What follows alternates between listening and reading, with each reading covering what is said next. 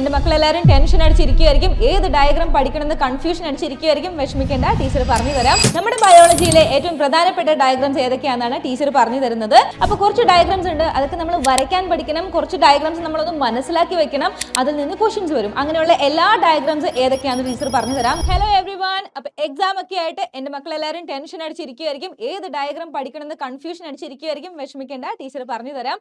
നമ്മുടെ ബയോളജിയിലെ ഏറ്റവും പ്രധാനപ്പെട്ട ഡയഗ്രാംസ് ഏതൊക്കെയാണെന്നാണ് ടീച്ചർ പറഞ്ഞു തരുന്നത്. അപ്പോൾ കുറച്ച് ഡയഗ്രാംസ് ഉണ്ട്, അതൊക്കെ നമ്മൾ വരയ്ക്കാൻ പഠിക്കണം. കുറച്ച് ഡയഗ്രാംസ് നമ്മളൊന്ന് മനസ്സിലാക്കി വെക്കണം, അതിൽ നിന്ന് ക്വസ്റ്റ്യൻസ് വരും. അങ്ങനെയുള്ള എല്ലാ ഡയഗ്രാംസ് ഏതൊക്കെയാണെന്ന് ടീച്ചർ പറഞ്ഞു തരാം. നോക്കിക്കോളാം, ഇതാണ് നമ്മുടെ ഫസ്റ്റ് ഡയഗ്രാം എന്ന് പറയുന്നത്. നമ്മുടെ ന്യൂറോണിനെ കുറിച്ചിട്ടാണ് കേട്ടോ. അപ്പോൾ മക്കളെ, ഇത് വളരെ ഇമ്പോർട്ടൻ്റ് ആണ്. ന്യൂറോണിന്റെ ഡയഗ്രാം നിങ്ങൾ വരയ്ക്കാനും ലേബൽ ചെയ്യാനും പഠിക്കണം.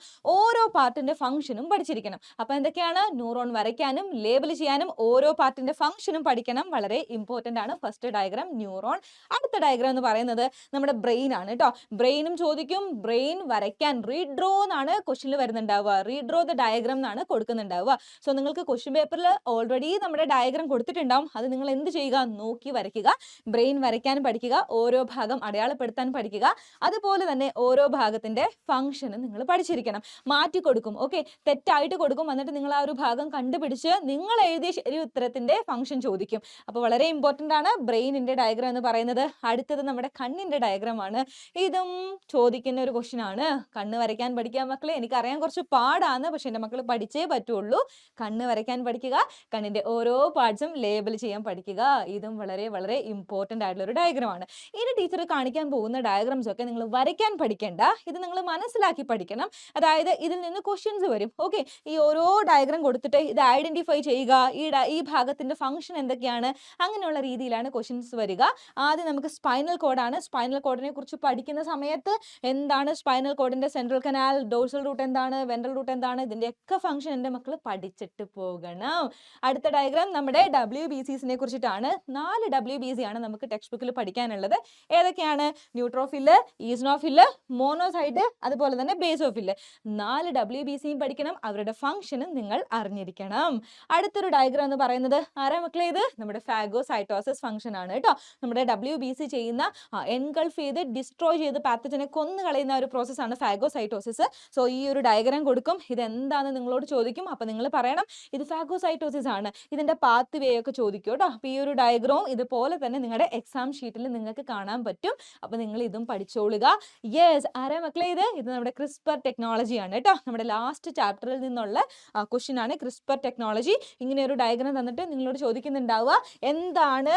യെസ്, ഇവിടെ എക്സ് വൈ എന്ന് കൊടുക്കും. എക്സും വൈയും നിങ്ങളോട് ഐഡന്റിഫൈ ചെയ്യാൻ പറയും. ഈ ടെക്നോളജിയെ കുറിച്ച് വിശദീകരിച്ച് എഴുതാൻ പറയും. സോ ഈ ഒരു ഡയഗ്രാം കൂടി പഠിച്ചോളുക. ഇത് നമുക്ക് ഒഴിവാക്കാൻ പറ്റില്ല. ആരാ അടുത്ത ആള്? നമ്മുടെ പ്രോട്ടീൻ സിന്തസിസ് ആണ്. ഇതുപോലെ ഒരു ഡയഗ്രാം കൊടുക്കും. എന്നിട്ട് ഇതിന്റെ ഫസ്റ്റ് സ്റ്റേജും സെക്കൻഡ് സ്റ്റേജും ചോദിക്കും. അതുപോലെ തന്നെ ഇവിടെ വരുന്ന mRNA, tRNA, rRNA ഇവരെയൊക്കെ ഐഡന്റിഫൈ ചെയ്യാനും ചോദിക്കും. അപ്പൊ മക്കളെ, ഇതും ഒഴിവാക്കാൻ പറ്റില്ല. ഈ ടീച്ചർ എന്താ പറയാ, എല്ലാ ഡയഗ്രാം ഇപ്പോൾ പഠിക്കണം എന്നാണോ പറയുന്നതെന്ന് ചോദിക്കും. അല്ല, ടീച്ചർ സെലക്ട് ചെയ്ത് കൊണ്ടുവന്നിട്ടുള്ള ഡയഗ്രാംസ് ആണ് ടീച്ചർ ഇവിടെ പറഞ്ഞു തരുന്നത്. ഈ പറയുന്ന ഡയഗ്രാം ഒക്കെ പഠിച്ചിട്ടേ എൻ്റെ മക്കൾ എക്സാമിന് പോകാൻ പാടുള്ളൂ. യെസ്, അടുത്തത് നമ്മുടെ ക്രോസിംഗ് ഓവറിന്റെ ഡയഗ്രാം ആണ്.